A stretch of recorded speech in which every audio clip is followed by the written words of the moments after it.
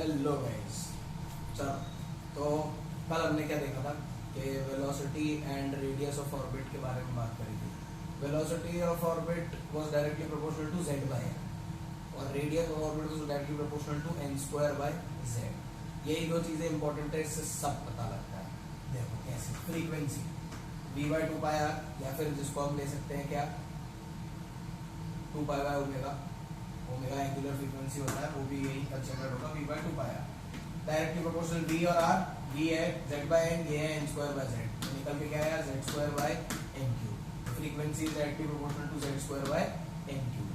Time period की बात करोगे तो 1 बाय फ्रीक्वेंसी होता है, 1 बाय फ्रीक्वेंसी होता है, तो this is directly proportional to इसका inverse n cube by z square. बहुत सिंपल सा मैटर। तो ये दोनों चीजें। अब इसके अलावा और कुछ भी पूछा जाएगा तो आप v और r के रिलेशन से ही इजीली निकाल पाओगे। अब देखते हैं energy. Energy is equal to kinetic energy की बात करें तो it is half M V square. Kinetic energy directly proportional क्योंकि v है z square by n square हो गई। चलो भाई, बहुत बढ़िया बात है। तो काइनेटिक एनर्जी डायरेक्टली प्रोपोर्शनल आ गई z square by n square के। अब अगर काइनेटिक एनर्जी की बात करें, जिसको अगर सिर्फ v के फॉर्मेट में ओपन करके लिख दूं तो यहाँ आएगा z square bye 8 pi epsilon not rn। ये याद रखने की जरूरत नहीं है, ऐसा नहीं है कि आपको ये याद रखना है। जैसे सिंपल अगर आप इसको ओपन करोगे तो ऐसा लिखा हुआ आ सकता है, बट आपको याद करने की जरूरत नहीं है। नॉर्मली इसको देख लो, 8 pi epsilon not rn। Potential energy जो होती है that becomes minus z square upon 4 pi epsilon not rn। इसका जस्ट डबल, लेकिन माइनस में। क्या है, इसका जस्ट डबल। 2 इंटू करोगे तो यहाँ 4 आ जाएगा, पर माइनस में।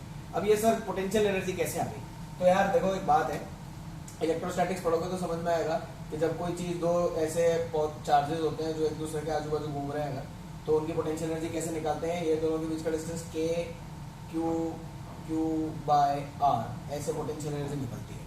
तो दिस इज, और वो भी माइनस में, क्योंकि चार्जेस है। तो अब ये क्या हो गया, k z e स्क्वायर, मतलब z स्क्वायर बाय r है। तो उसको जब आप लिखोगे तो वो ओपन होके ऐसा बनेगा, minus z square 4 pi epsilon not r है। टोटल एनर्जी कितनी होगी? Kinetic plus potential. Potential negative है, काइनेटिक पॉजिटिव है, पोटेंशियल का वैल्यू बड़ा है क्योंकि नेगेटिव है और ये हाफ डबल है, इससे तो ये बड़ा है। तो ये आ गया minus z square bye 8 pi epsilon not r।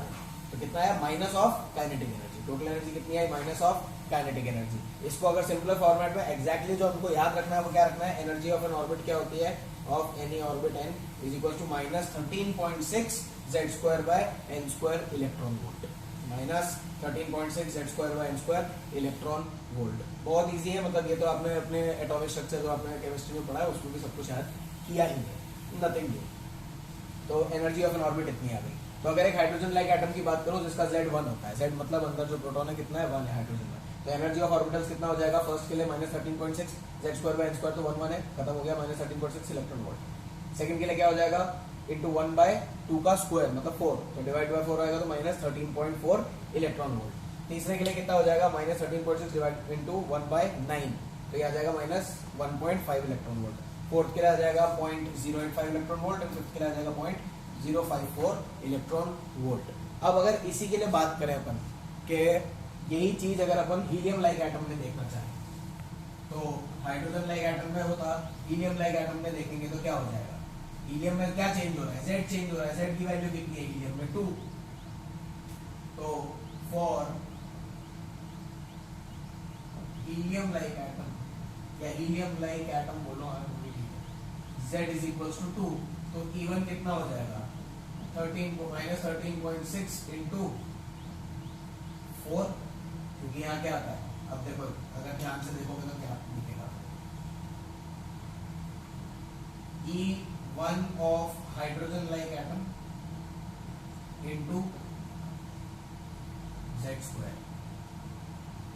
E1 of hydrogen like atom into Z square by n square, हाँ Z square by n square, मतलब n स्क्वायर यहाँ मैंने लगाया, लेकिन E1 ऑफ हाइड्रोजन एटम में n स्क्वायर कंज्यूम हो जाएगा, वो लगाने की जरूरत नहीं है। अब मैं यहाँ Z स्क्वायर क्यों लिख रहा हूँ, क्योंकि यहाँ पे Z मेरा ऑलरेडी फिक्स है, कितना है 2, तो वो क्या हो गया, E1 या E of hydrogen like atom into 2 का square 4।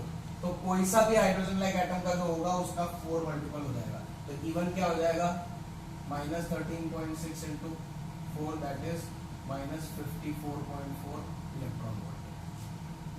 E2 will be equal to minus 3.4 into 4 that is minus 13.6 electron volt. E3 will be equal to 4 into minus 1.5, that is minus 6 electron volt. E4 will be equal to 0.85 into 4, that is 3.4 electron volt, and E5 is equal to minus 0.54 into 4, that is minus 2.2 electron volt. तो helium like atom के लिए energies हो जाएंगी इतनी। तो अगर ध्यान से देखो तो कौन सी एनर्जी बड़ी है और कौन सी एनर्जी छोटी है। तो एनर्जी जो सबसे नीचे वाला स्टेट है, फर्स्ट स्टेट, जिसको हम बोलते हैं क्या, ग्राउंड स्टेट। जब आप n = 1 की बात करते हो तो उसे क्या बोलते हो, ग्राउंड स्टेट। क्यों बोलते हो, क्योंकि उसकी एनर्जी सबसे कम है, नंबर सबसे बड़ा है बट नेगेटिव में। क्या है, नेगेटिव में, तो उसकी एनर्जी सबसे कम है, तो वो कहलाता है ground state. This is first excited state, second excited state, third excited state. तो n = 1 is ground state, n = 2 is first excited state, n = 3 is second excited state, n = 4 is third excited state. ठीक है, हमने ये energies लिखी क्यों है, क्योंकि देखो ध्यान से देखो, ये एनर्जी सबसे ज्यादा ग्राउंड स्टेट में है। तो कभी भी इलेक्ट्रॉन अगर एटम के पास मतलब न्यूक्लियस के आजू बाजू में आएगा तो उसे हमेशा चाहिए कि वो सबसे कम वाली एनर्जी स्टेट में आके रेस्ट करे, क्योंकि वो सबका प्रेफरेबल चॉइस है। ठीक है, तो हमने ये देखा कि एनर्जी सबसे कम ग्राउंड स्टेट में होती है।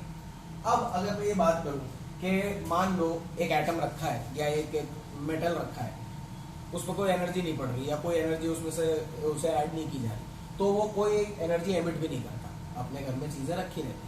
बट अगर आप किसी चीज को गर्म करो तो वो अपने में से हीट रेडिएट करने लगती है। जैसे आप किसी चम्मच को अगर गर्म करोगे तो उसमें से हीट रेडिएट करने लगेगी। तो जब आप गर्म कर रहे हो तो आप बेसिकली क्या कर रहे हो, एनर्जी दे रहे हो। एनर्जी दे रहे हो तो होगा क्या, इलेक्ट्रॉन जो होगा वो अपने ग्राउंड स्टेट से निकल के भागेगा बाहर की तरफ, भागना ही पड़ेगा क्योंकि एनर्जी मिल रही है उसको, एक्स्ट्रा एनर्जी, तो वो एनर्जी लेके भाग रहा है आगे की तरफ।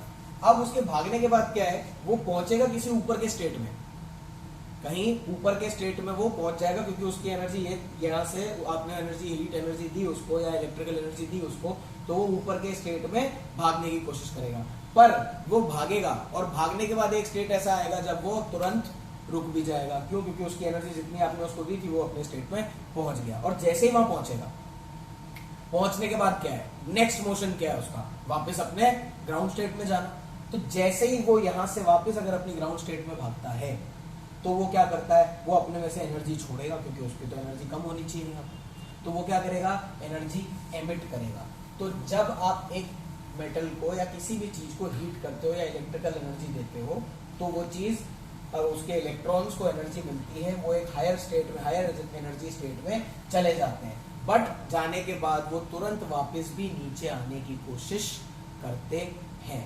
और जब वो नीचे आने की कोशिश करते हैं तो वो अपने अंदर से एक एनर्जी को रेडिएट करते हैं। क्या करते हैं, एक एनर्जी को निकाल के बाहर फेंकते हैं। तो अगर वो एनर्जी को निकाल के बाहर फेंकते हैं तो वो हम मानते हैं उसको फोटोन या एनर्जी को मानते हैं H इंटू फ्रीक्वेंसी। तो वो है एनर्जी जो फाइनल में थी, सॉरी जो फाइनल स्टेट में थी माइनस जो वापस इनिशियल स्टेट में या ग्राउंड स्टेट में आई, ये होगा एनर्जी का डिफरेंस।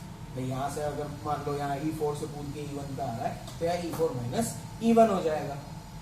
ठीक है, तो frequency will be EF minus EI upon H। अब आप इसको कई सारे अलग अलग फॉर्मेट में लिख सकते हो, देख सकते हो। जैसे अगर मैं इसको लिख के देखूं तो मैं क्या देखूंगा, माइनस 13.6 बाय H, यहाँ आएगा क्या, Z2, तो Z2 तो बाहर निकाल लूंगा, 1/n फाइनल का स्क्वायर माइनस 1/n इनिशियल का स्क्वायर, ऐसा लिख दूंगा मैं। तो minus 13.6 into Z2 by H, 1/n final का स्क्वायर माइनस 1/n इनिशियल का स्क्वायर। अब यहाँ माइनस है, माइनस अगर मेरे को हटाना है तो मैं यहाँ से माइनस को रिमूव कर सकता हूँ। एक काम और कर सकता हूँ, ये तो मैंने लिखी फ्रीक्वेंसी, तो इसको तो मैं फ्रीक्वेंसी भी लिख सकता हूँ, या फिर इसको मैं लिख सकता हूँ क्या, H F की जगह क्या लिखा जा सकता है, H C बाय लैम्डा। तो यहाँ मैं लिख सकता हूँ क्या, C बाय लैम्डा।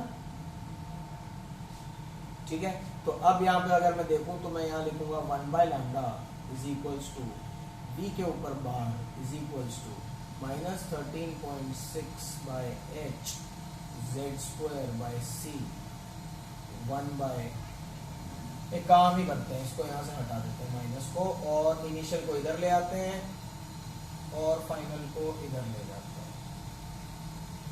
ठीक है, यहाँ से मैंने माइनस को हटा दिया, तो दिस इज 1/λ। क्या है ये? 1/λ। इसको बोलते हैं वेव नंबर। क्या बोलते हैं इसको? Wave number. तो ये कहलाता है wave number -13.6 divided by h into z²/c। ये अब इसके बाद क्या है, इसका एक वैल्यू का कांस्टेंट आता है जिसे बोलते हैं हम रिडबर्ग कांस्टेंट। क्या बोलते हैं जिसे? Rydberg constant.